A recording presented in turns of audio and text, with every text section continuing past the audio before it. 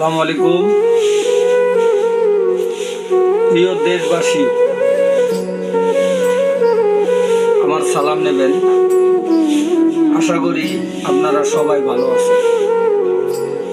আর আমার এই কথাগুলা যদি আপনাদের ভালো লাগে থাকে তাহলে দ্রুত গতিতে শেয়ার করে দিবেন।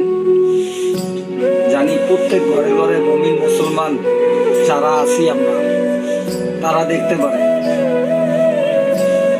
বিষয়টা হইল এটাই, নোয়াখালী, ফেনী, সিলেট, সুনামগঞ্জ, হবিগঞ্জ, শ্রীমঙ্গল পানি দিয়ে এমন অবস্থা হয়েছে, আমাদের মা বোনেরা অনেকজনে খাইতে পারতেছে, অনেকজনে পারতেছে না।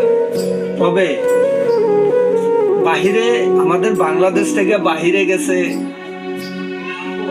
প্রবাসী ভাইয়েরা আমার, তারা অনেক সময় অনেক সাক্ষাৎকার দিতেছে। ওরা যদি ওখান থেকে রেমিটেন্স পাঠায়, স্যারকে বলতেছি আসসালামু আলাইকুম ইনুস স্যার, ওরা যদি বাহিরের থেকে রেমিটেন্স পাঠায়, আমরা এখান থেকেও আমরা ঘরে প্রত্যেক ঘরে ঘরে 1000 2000 এমনও লোক আছে 5000 10,000 টাকা দিয়ে আপনি বাঁধ নির্মাণ করা শুরু করে দেন। আজকে ওদিক দিয়ে ছাড়ছে, আগামীকাল যে তিস্তা দিয়ে ছাড়বে না এটার কোনো নিশ্চয়তা নেই। ওরা যে শত্রুরা সব সময় দুর্বল জায়গাতে আঘাত করে, আপনাকে বুঝতে হবে। আমরা বাহিরের থেকে কোনো 10টা পয়সা নেব না ইনশাল্লাহ। এখনো বাংলাদেশটার মধ্যে যা আমাদের আছে এটা দিয়ে সোনায় সোহাগা হবে। বাংলাদেশের মতনে চলবে ইনশাল্লাহ।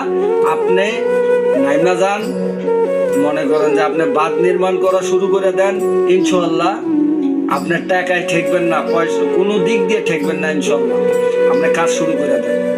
ওরা ওখান থেকে পানি ছাড়বে, আমরা এখান থেকে পানিটা বন্ধ করে দিয়ে দেব। তখন দেখি আমাদের দেশ চলে না না চলে।